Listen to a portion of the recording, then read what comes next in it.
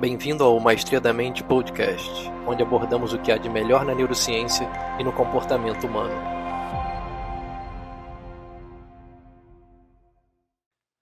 Hi guys, I'm with Nafees Hamid today, and Nafees is a cognitive scientist. Tell us a little bit more about your work and about your research. Yes, I'm a cognitive scientist in its most broad sense, sort of political violence. And so that can mean everything from why countries go to war with each other, why people join terrorist groups, why sometimes you have within a country, you have different factions of the country fighting with each other, including non-state groups. So it's, why we fight with each other, basically. And you could even, broaden it to things where it's not particularly violent, but it still leads to kind of conflict. So things like conspiracy theories or misinformation or disinformation. What is causing us to socially fragment and to start fighting each other? So that's kind of broadly what I study. How I got into it is a pretty long and convoluted path. I had a whole nother career before. And, like most people, I kind of accidentally fell into this, chased some friends from the US to France 11 years ago just to hang out in France for a while, decided to do a master's degree there in cognitive science, eventually did a PhD in security and crime sciences in London, but then met an anthropologist who was out there interviewing members of ISIS and Al-Qaeda. I thought he was pretty cool what he was doing. He told me he had some neuroscience, he had some funding to do some neuroscience work. And he asked if I would join him and kind of be his partner in crime for a while. And so, that was back in 2013. I joined, my first project was interviewing members of ISIS and Al-Qaeda and then trying to scan their brains. And you are a psychologist, right? Yeah, at that point, I only had a bachelor's and master's degree. I think I got my PhD later while I was doing the research. I had a cognitive science background. My focus was mostly on moral psychology, so moral decision making. How do people decide what's right, what's wrong? When do they judge other people's behavior as right and wrong? Because after all, most conflicts they're moral conflicts, even if they have some material underlying reason to it, like fighting over resources. It still becomes about justice, right? It still becomes about justice or fairness. It's not fair that you've taken my land. It's not fair that you're getting more resources than my group is getting. So there's always this morality that's tied up into it. But at that point, everything I did was just basically experiments. I was just doing laboratory studies or online studies. So then to be told, okay, now we want you to go to the Turkish-Syrian border or go to different parts of the world and just interview members of ISIS and Al-Qaeda was very different for me. I had never done field work at that point. And this is 2013, 2014, which was the height of the Syrian civil war, right? So you had, ISIS didn't declare its caliphate until June 2014. This is when you had a huge number, I was living in France at the time. This is when you had a huge number of foreign fighters leaving from France, from Belgium, from Spain, from all over Western Europe, from all over the world. And they were going and joining ISIS and Al-Qaeda over in Syria. This was like the conflict du jour at the time, So it was interesting. It was cool. It was weird. It was not how I expected my life to go, but I can't complain. And according to your research, how does a person become a radical person? There's the main thing is that there's no one pathway. I mean, that's the first thing to state. You have probably as many pathways as you have people who join an extremist organization.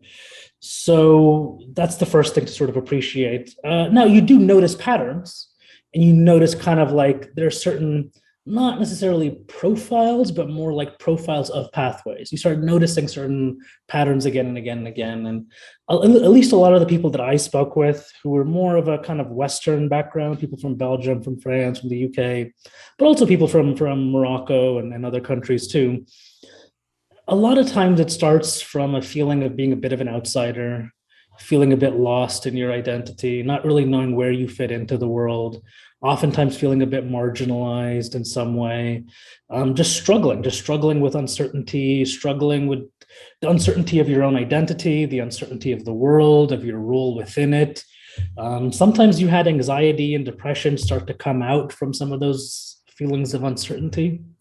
Now, up until that point, probably more than half your listeners can relate to that, right? I mean, that's a huge percentage of the population that has to deal with that sense of, I don't really know who I am. I don't really know what I'm going to do with my life. And maybe I'm getting a little depressed or a little anxious. That's unfortunately that's kind of part of modernity at this point, that a lot of people feel that way. So that part's not so surprising. That part, I think, is pretty common, and many of us can relate to that. The part where it starts to deviate is that most of us still believe that there are pathways ahead of us that are viable, that are legitimate, that are legal pathways that we can then take in order to gain some esteem, some sense of purpose, some sense of belonging, even if it's hard, even if it's a long process, even if it means, oh, I got to go to medical school or I got to do whatever, you can still kind of see yourself doing it. But for some people, it's just they can't see themselves going down that path. Either those pathways aren't available, or it doesn't seem viable. They've never seen anyone go down that pathway. Maybe they have tons of criminal history, so they just think, who am I to even imagine myself going down that pathway? And then usually what happens is they have to see someone that they know oftentimes, who then goes and joins. So it kind of becomes like a model. And then that person will then go and join maybe a group like in Syria or wherever, and then call them and connect back with their old friend and say, hey, I'm here. Don't believe what you're hearing in the media. It's amazing here. I have my brothers and sisters, and look at us. It's like a Shangri-La. I have, Muslim brothers from Malaysia, Muslim brothers from Pakistan. I'm Moroccan, Belgian. Come join us. And, as one guy, one British guy I talked to on the Turkish-Syrian border, he had just arrived. And he was a young guy. And I remember I kind of had like this almost older brother kind of feeling of protection for him. And I was like, dude, just come back with me. Come back with me. We'll go to Istanbul. We'll go to we'll go to the embassy, the British embassy. You haven't been here for long. You probably haven't committed any real crimes yet. We'll get you back. And he was saying, I could tell he was a little bit on the edge in terms of what he was doing. And he was saying, look, even if you're right about the world and your worldview is right, he goes, what do you want me to do? I have two options here. I can either go back to the UK, where I'll just go work in some convenience store, selling groceries, bagging people's groceries, or I can stay here and potentially be a world-changing revolutionary. Yeah. If you had a choice between these two characters that you could play in life, these two lives that you can have, which one would you choose? And so for most people, joining the group means purpose. It means meaning. It means brotherhood and sisterhood. It means a narrative. And this is true not only for jihad, this is for white nationalists, this is for conspiracy theorists. This is for, why are people drawn to conspiracy theories? I'll tell you another story about someone who I was interviewing who joined QAnon, this conspiracy group in the US. And he was telling me, we had 9 hours of calls, he and I. And he said to me at the end of the 9th hour, because he could tell I was confused. And at this point, even he was confused by his own psychology at this point. You talk to someone for 9 hours trying to explain yourself, you're going to get even more confused than you were in the beginning. And so then he goes, listen, my dad was a prepper. A prepper is kind of a thing in the US where these people who prepare for the zombie apocalypse, basically. They had a basement. He said we had enough food and water to last us for 2 years down there. We had 10 guns. We had 10,000 rounds of ammunition. We were prepared for famine, for floods, for whatever, for everything. And he was saying, but that was sort of a function of my dad's personality. And that's a function of my personality. We're very anxious people. And we're anxious people living in an increasingly uncertain world. And he was saying, maybe you're right about the world is it's not controlled by this little cabal of people who are connected to Jeffrey Epstein, who are controlling everything. Because maybe that's true.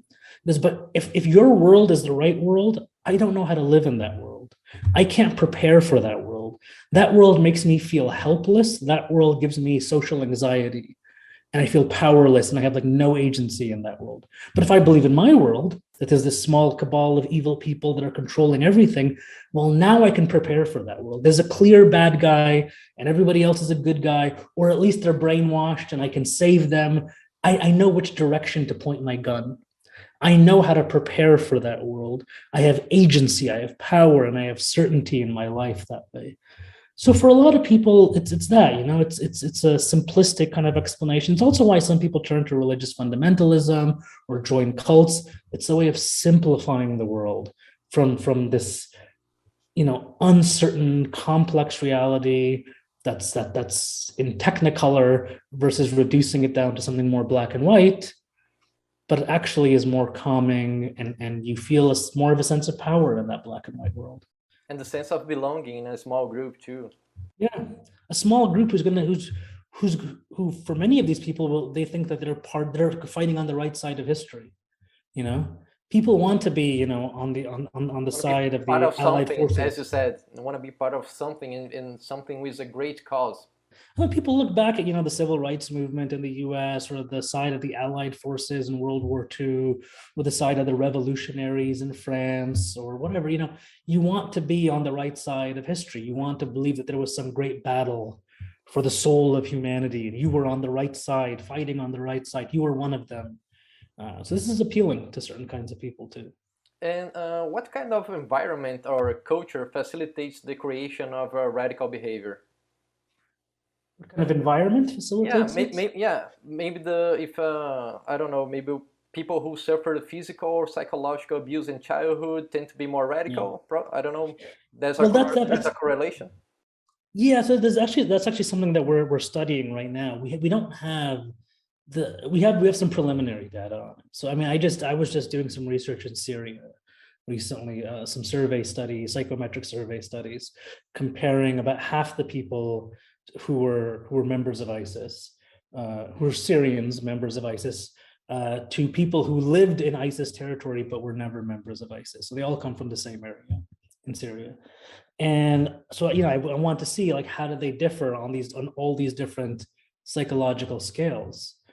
And there were some differences, but one of the ones that stood out the most was this measure called adverse childhood experiences. So were you abused as a child? Were you beaten really bad by your parents? Were you bullied by your peers? Did you just have some really bad experiences as a kid? That measure was the best in terms of being able to understand, in terms of differentiating who was a member of ISIS and who wasn't, coming from the same town in Syria. That's preliminary, research. You obviously need to do longitudinal research, where you can see the effect of it. What you see is that, people who have experienced, so the current project that I'm the research and policy director here at King's College, London, on this project called Accept. And it's a project that's looking at trauma and its effect on pathways to peace and violence. And so we're looking in Syria, we're looking in Iraq, and we're looking in South Sudan as well. And it's a very large scale project. 1,500 people will be surveyed in two waves in each country. So, we're going to look at their epigenetics and all sorts of things, hopefully do some brain scans as well. But the main hypothesis is that we think people who have suffered some form of severe trauma, whether it's conflict-related trauma because they were in a war zone, or whether it was just abuse from childhood or something, that these people are now going to be more susceptible potentially to getting pulled into violent conflict. And the idea, and there's a lot of reasons for why that may be the case. People who have trauma have higher rates of depression and anxiety. They have more distress in their life. People who have trauma have less ability to handle uncertainty. They have the world is the complexity of the world is terrifying to a person who suffers from trauma. So they have these vulnerabilities that then extremist groups can then play upon, because they'll say, hey, we'll pull you out of your depression. We'll pull you out of your anxiety. We'll help you deal with uncertainty. Because again, we're going to give you this very beautiful narrative that explains everything. And not only does it explain everything, but the narrative gives you a role. It gives you a character. It turns you into Frodo Baggins. It turns you into Luke Skywalker. It turns you into this hero. Yeah, you're a hero in this story. And that can be be relieving for a person. And one of our hypotheses is that we think that if a person just has regular PTSD, post-traumatic stress disorder, that some of these things may actually be very healing for them. Yeah, actually joining the extremist group could actually be really good for their mental health. This is one of my questions. You talk about people on war zone, And what do you think? What happened to the Americans who became communists after being taken prisoner in the Korean War? So that's a bit different, right? So there was some coercion there. So there's this term called brainwashing that came out of these examples, right? These American prisoners of war who were being held by the communists in the Korean War, and then they started saying that they believed in communism as well. Mm-hmm. And then there was this popular concept that got thrown around saying they were brainwashed, which is not a scientific concept really. It's just kind of a popular term people like to use. Funny enough, some of the ISIS guys that I met, they love the term brainwashing. They said, that's exactly what we're doing. We're washing the brains. We're cleaning the brains. Just like you have these dirty dishes in a sink, that's the way most people's brains are. It's dirty, and we're here, we're washing and cleaning it, so it's going to be nice and pristine. And is there a process that makes it easier for a person to become a radical one? Well, so here's the thing, though. The guys who were prisoners of war in Korea, there was coercion there. It wasn't totally voluntary. These were literally prisoners. And some with PTSD. With PTSD, they had all sorts of PTSD issues, and they were being coerced, and there was some pressure being put on them. And so, yes, sometimes people can change their mind if you add coercion. So if you want to call brainwashing, that I'm fine with it, I guess, where you just say a person was maybe even tortured in some way, or oftentimes it's kind of a push-pull technique. If you're going to coerce someone, mm-hmm. It's a little bit of good cop, bad cop. You put them in a very bad situation where they're suffering mentally, but then you're also the person who brings them water and food and warmth and takes care of them. And then slowly you can mold someone's psychology. But what I want to emphasize is there are so few cases like that throughout history, throughout movements. It would be wrong to assume that the majority or even a noticeable minority of people who join jihadist groups or white nationalist groups, far left, far right, conspiracy groups fall into that category. These people are not being coerced. No one's torturing them. They're not prisoners who are being manipulated. These are people who are voluntarily believing in these ideas and joining these groups, largely because it does something positive for their life. We have to remember that there is something positive that joining these groups or believing in these ideas does for them. And yeah, purpose, meaning, belonging, agency, uncertainty reduction, relieving of trauma potentially even, are some of the things that it provides for people. Do you think if there's a main character, a leader or something, is useful to recruit people to being part of this small group? Sure, yeah, there's always charismatic leaders, and in charismatic leaders, they can be, it depends like on Jim Jones, like in US. But I mean, look, but they can have very different personality types, right? If you look at Hitler versus Osama bin Laden, they had very different temperaments, right? Mm-hmm. Hitler was out there screaming and shouting and spitting and full of venom and anger, whereas Osama bin Laden was very calm. Oftentimes it's the people who are screaming and shouting who are not that influential. As someone who's a bit more calm, a bit more rational, who seems intelligent. So this is what we call credible messengers, right? What makes a person want to join another group? Well, there's always going to have to be this messenger, and that messenger could be, it could be a leader, or it could just be someone that they know as well. It could be a credible messenger, but they have to have two qualities that are really important. And this comes from persuasion research. They have to be seen as authoritative, and they have to be seen as benevolent. Benevolent just simply means that this person has no ulterior motives besides my own. This person just genuinely cares about me having a good life. Which is oftentimes why, when the government sends some negotiator or interrogator or someone who's supposed to de-radicalize someone, but they work for the government, even if it's an imam, for example, if you're a jihadist who works for the government, it's probably not going to be very, it's probably not going to be very effective, just because the person knows this person works for a government. So benevolence is number one. And then two is authority, which is, does this person know more about this subject than I do?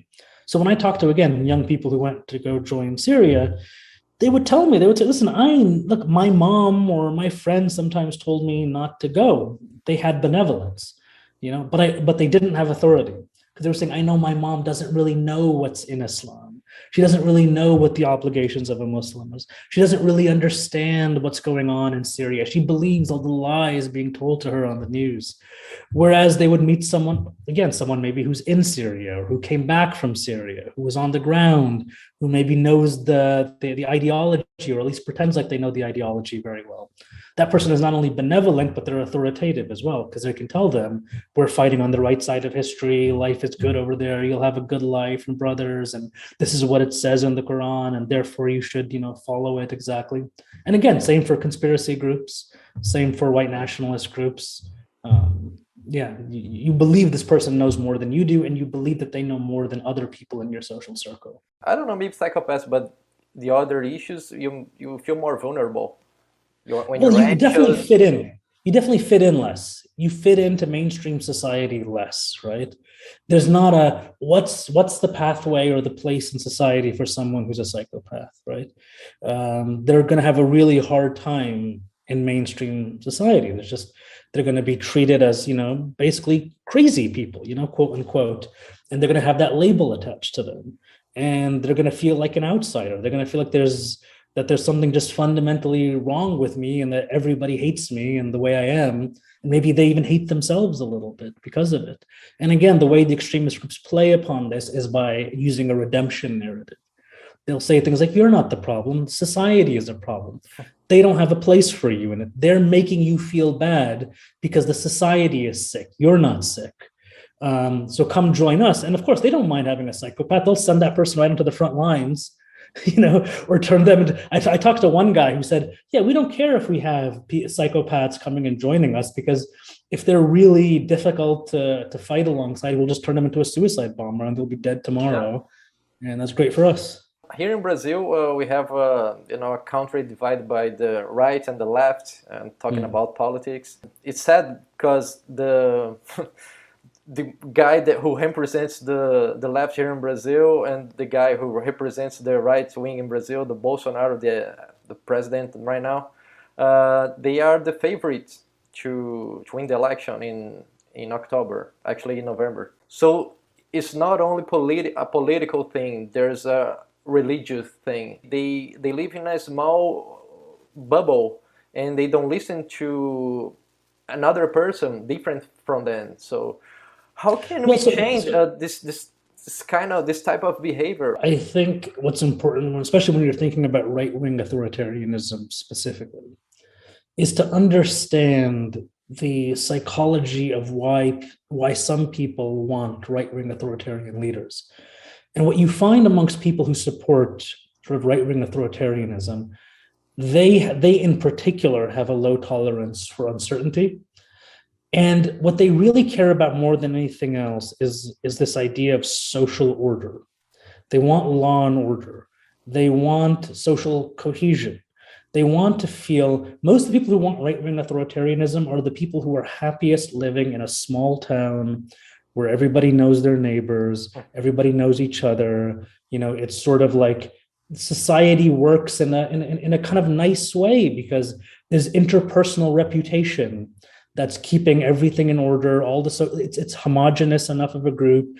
There's enough reputational costs that people don't behave badly, and that it's kind of it creates a nice working environment. It's like a little village, right? But then they look at the rest of the country, and they don't see that same working order, right? They see chaos. They maybe look at Rio de Janeiro, they look at other parts, Sao Paulo, and they'll see crime being run rampant all over the place. They'll see clashes of tribalism of different forms and socioeconomic clashes, and this idea that society is falling apart and there's no sense of humanity anymore, and there's no sense of love thy neighbor anymore, and there's no sense of just general social order. And that's what makes them like the idea of a strong, authoritarian leader, because they see that person is going to come into the country and bring order, bring law and order back, get these people to stop fighting. It's almost like a strong father figure who's going to take the little kids who are all fighting with each other and pull them apart and say, no, you go to your room, you go to your room, you behave. And all of a sudden, they think anyways, crime will drop down, people will start behaving in a more respectful way.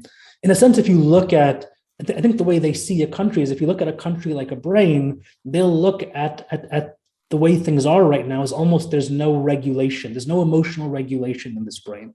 What you have is a brain that's totally out of control, that's acting just on impulses, and there's no impulse control. And as a result, you basically have a teenager, a pubescent, child whose behavior is erratic and all over the place. And that's how they see the country. They see the country as like an adolescent child.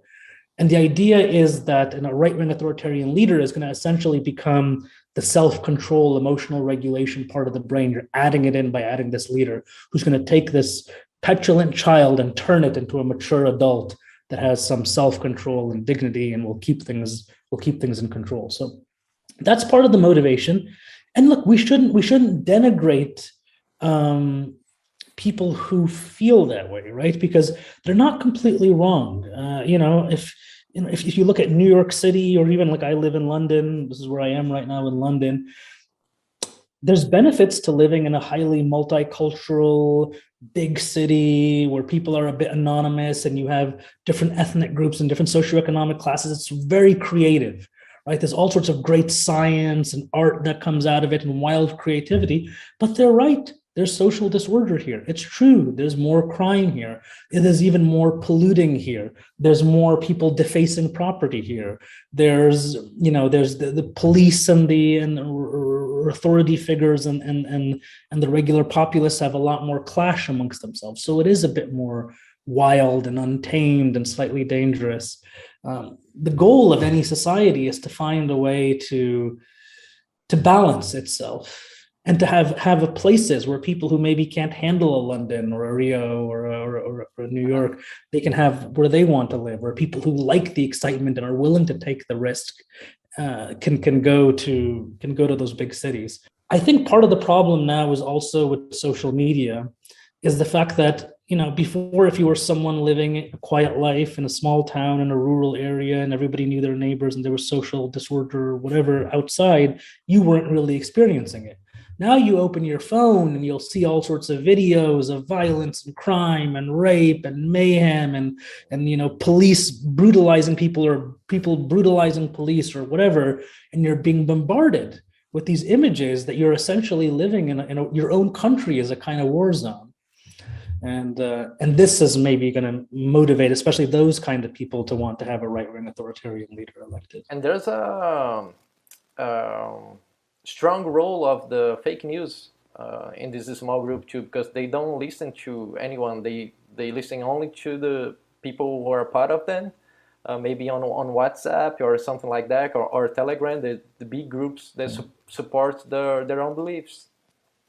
Well, yeah, this speaks to a broader issue of a lack of trust in institutions, right? Whereas, you go back, again, looking at evolutionary psychology, we as humans evolved in these very small tribes of about 150 people or so, and they were very homogenous.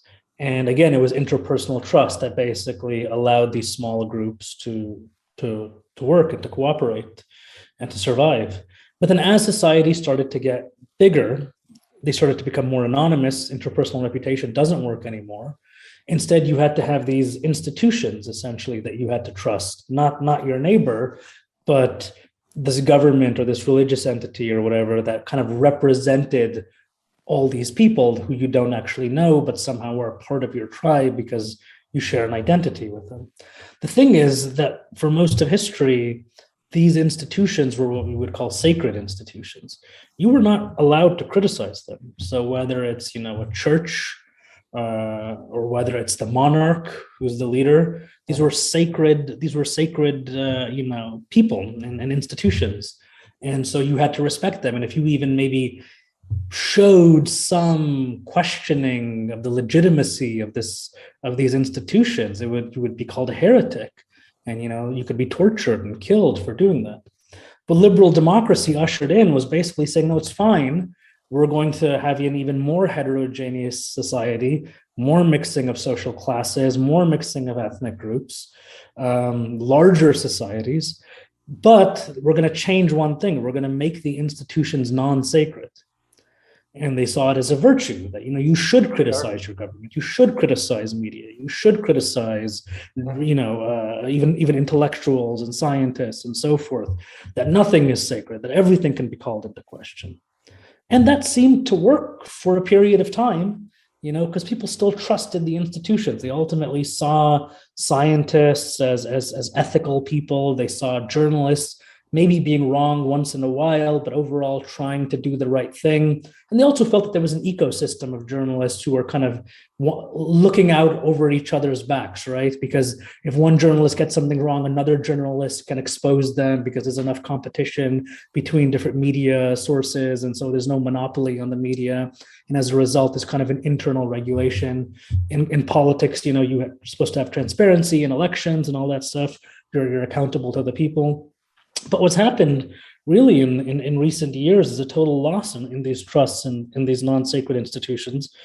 People think that the media is lying to them, completely mainstream media that's totally corrupted. They don't even believe in elections as being fair or legitimate anymore. They think people are just stealing offices left and right.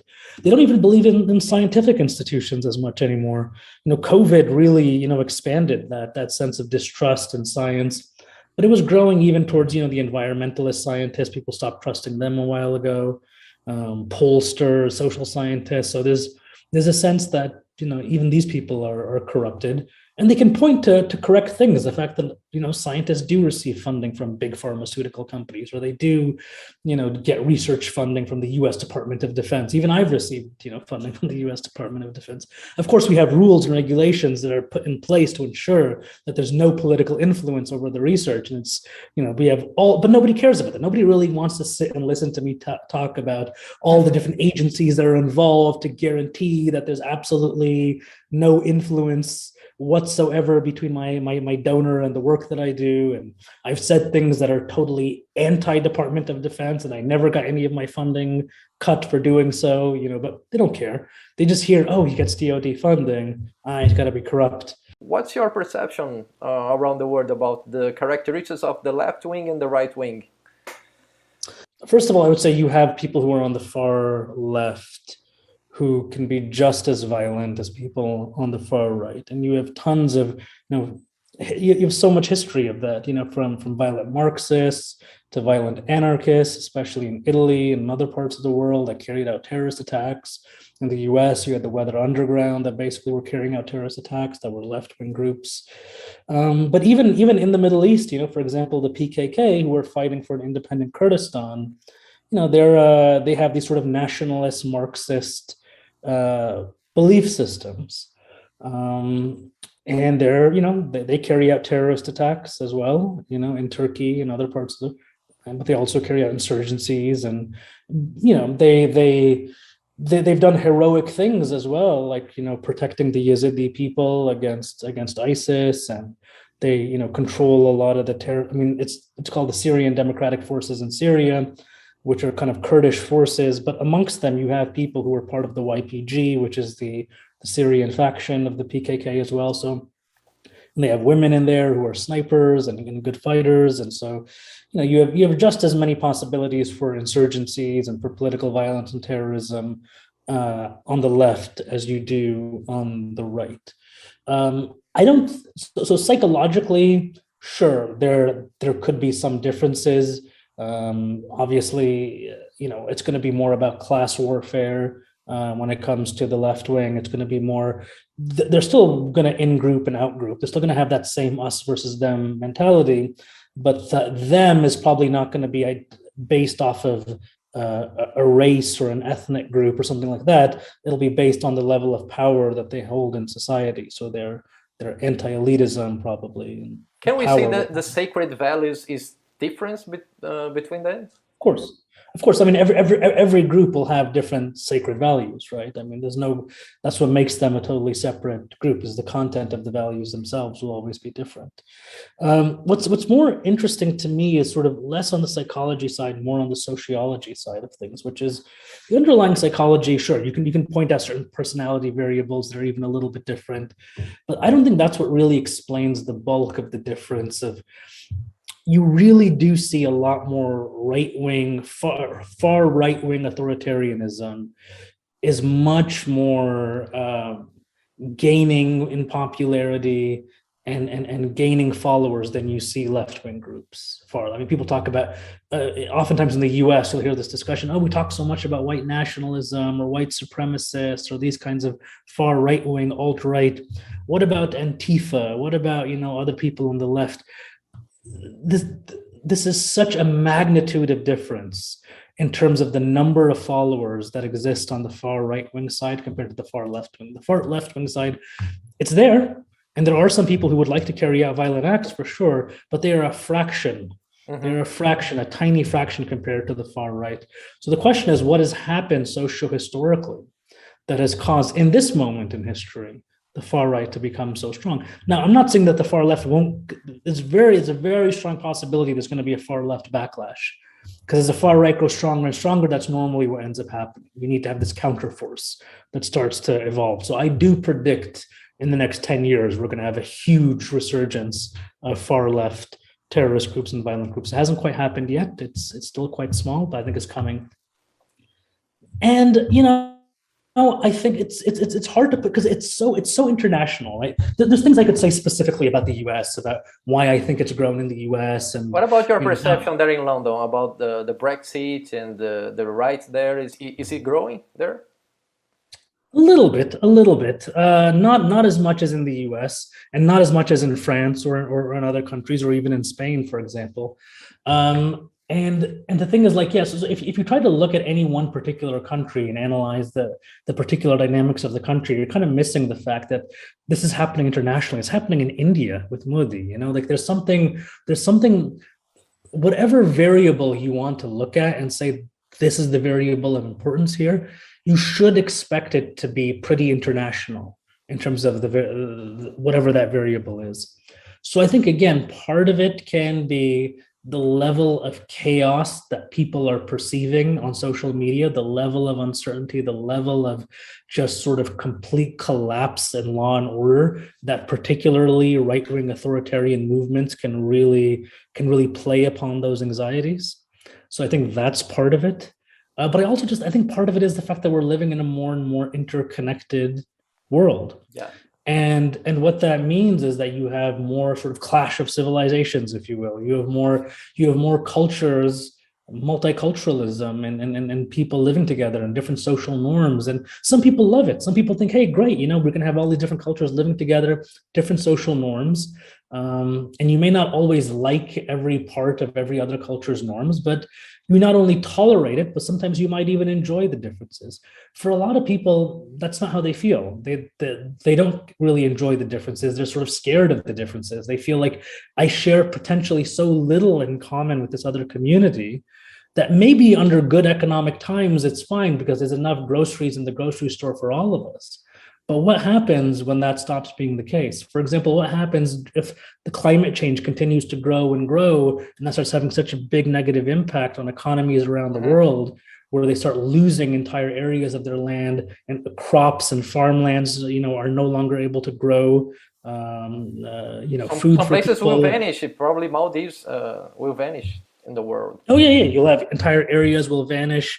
You'll have climate refugees where it will be showing up in countries. So, you have all this potential for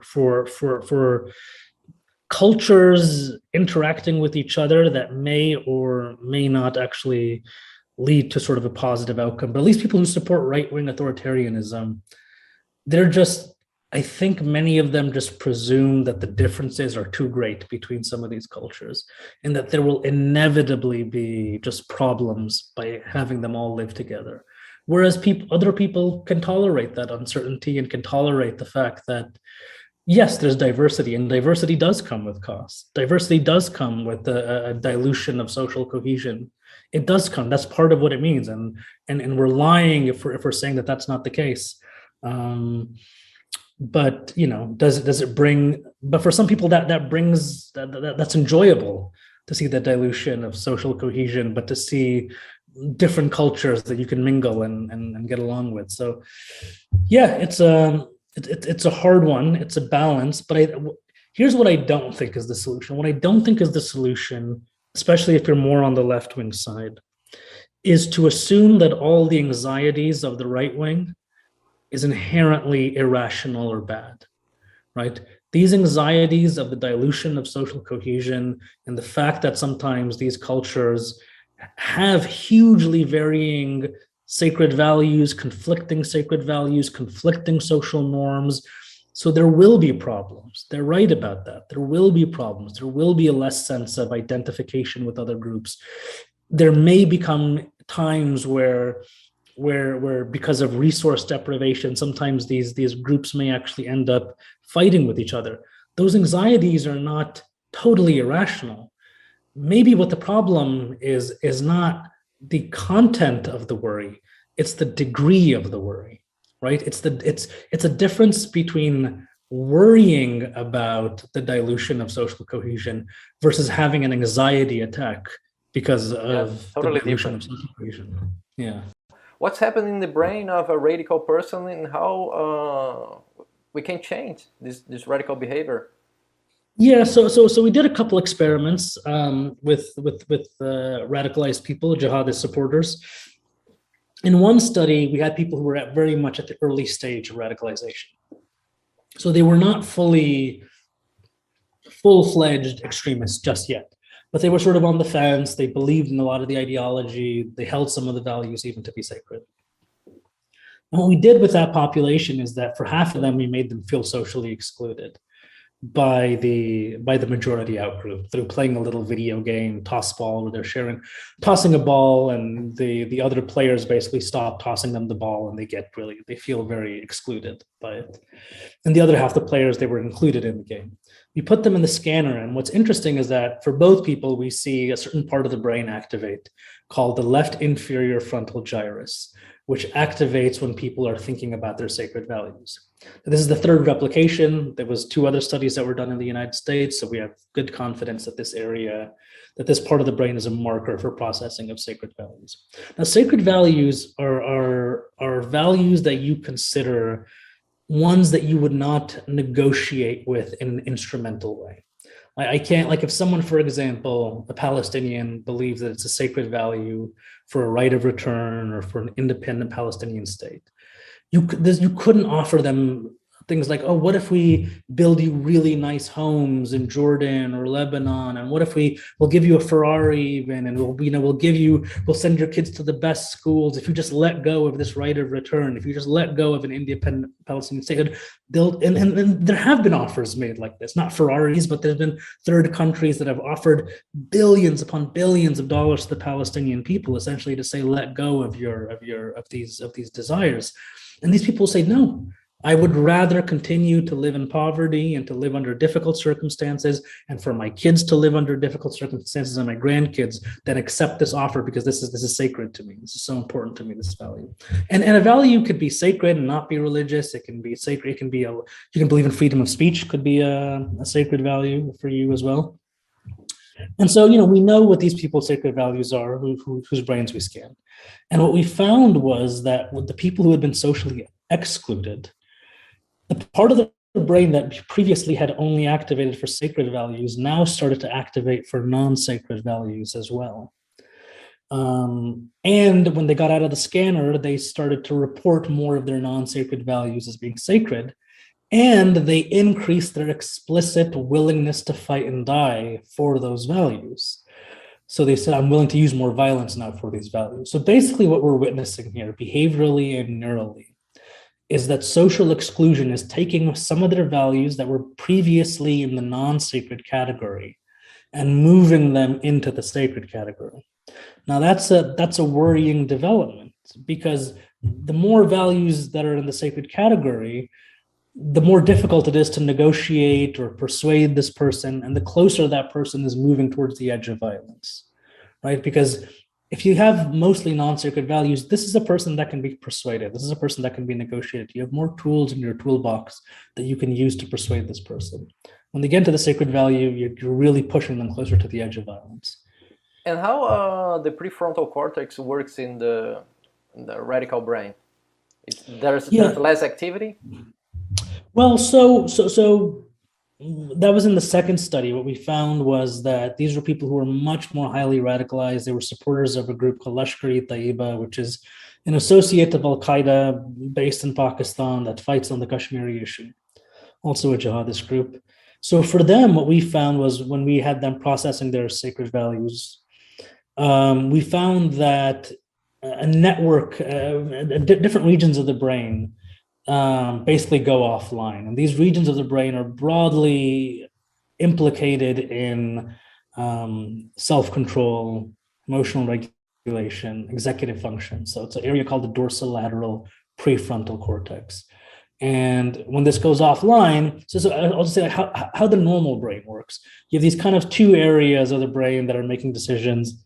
You have one is called the ventromedial prefrontal cortex. It sort of means it's kind of the emotional part of the brain that it integrates emotions into your decision making.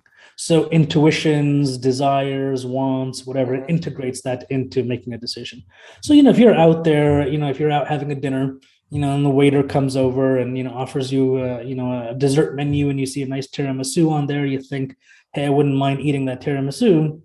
Now, that will probably be your ventromedial prefrontal cortex that's getting activated in that moment, saying, oh, I want. That looks good.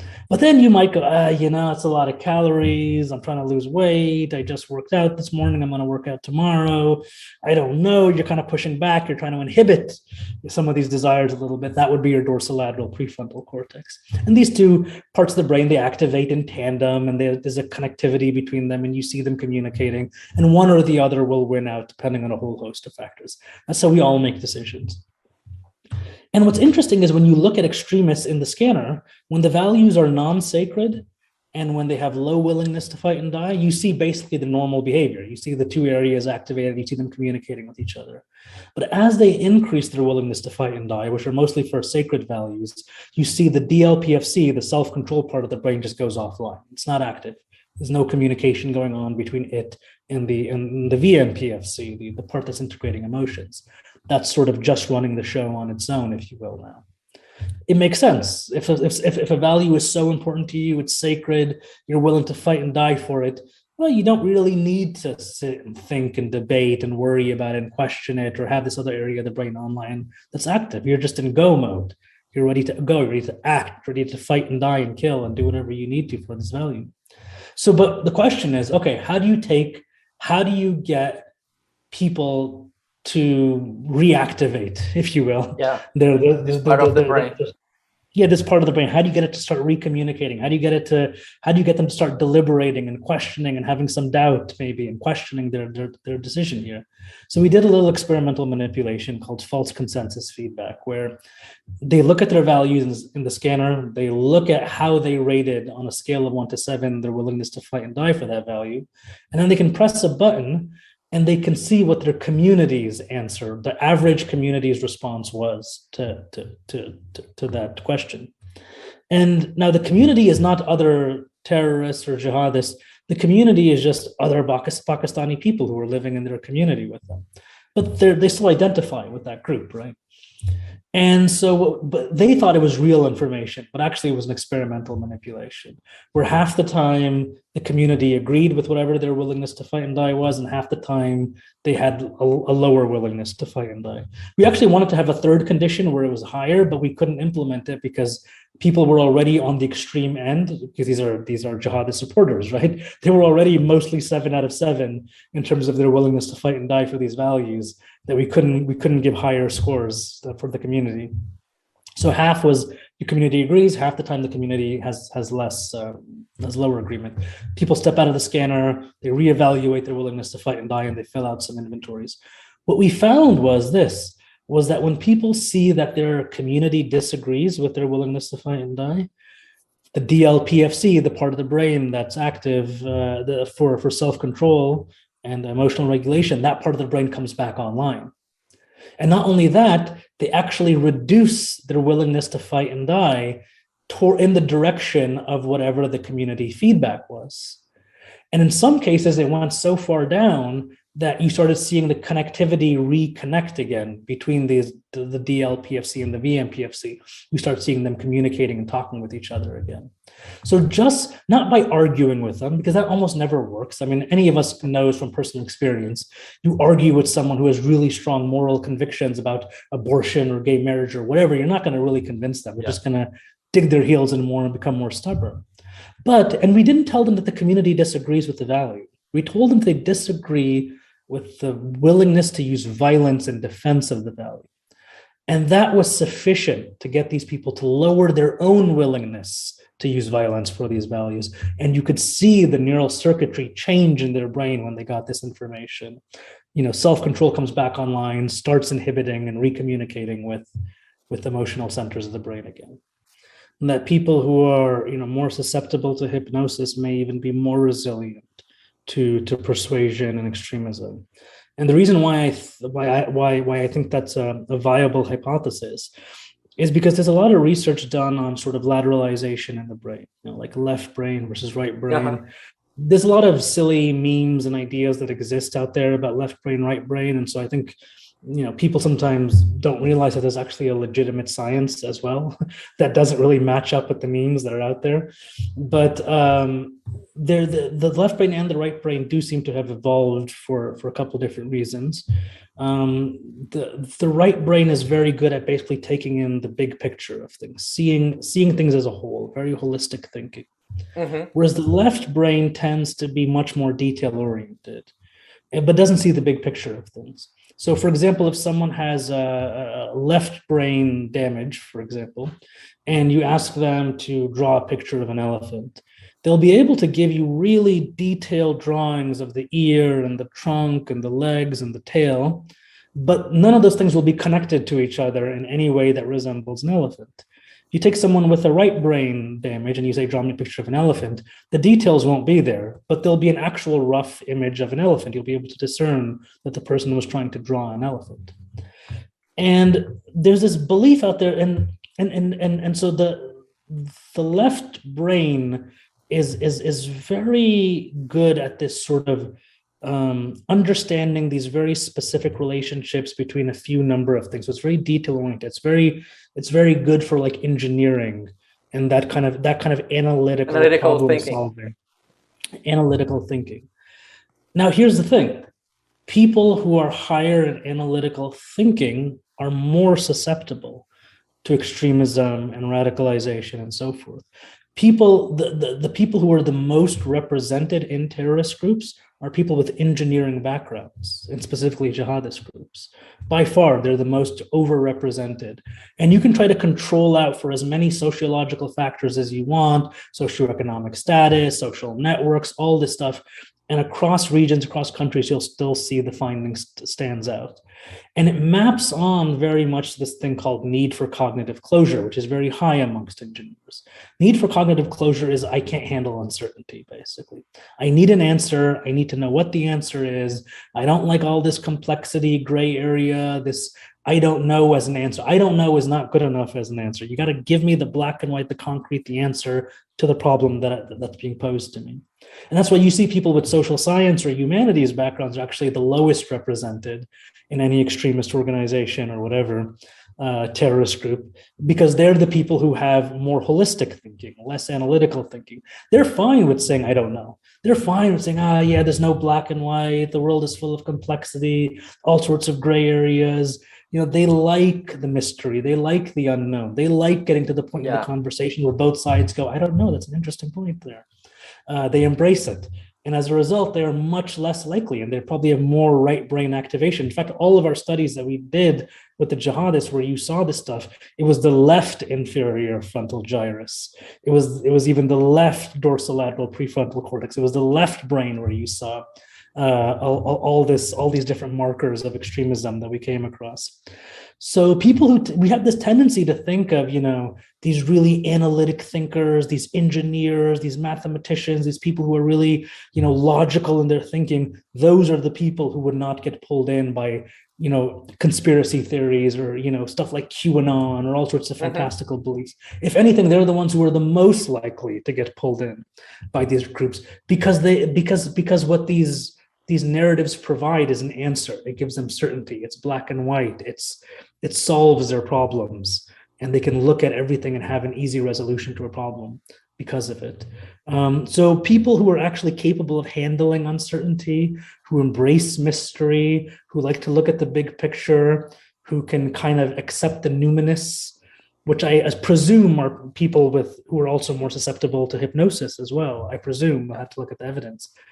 Those people are the ones who are less likely to get pulled into extremism. Yeah, because they're comfortable with the unknown. Yeah, my correlation between hypnosis and the people with radical thoughts was about the hypnotic process. Like you need to be someone like an authority, a leader, or something like that, a charismatic leader. And in hypnosis, we have the hypnotist, and if you see the hypnotist as a figure of authority, there's more chance that you can be hypnotized. So if you have a radical, charismatic leader, if this leader shows he cares about you, and if you believe him, so probably there's this correlation between the charismatic leader, the figure of authority, and then this person who's been hypnotized can change the perception of the reality. So a charismatic leader, sometimes maybe Hitler did that in his speeches, and the Nazis in trance, they talking about their values, their sacred values, they got in trance, and the suggestion becomes a reality. I think there's a correlation between hypnosis and people with radical thoughts. I don't know.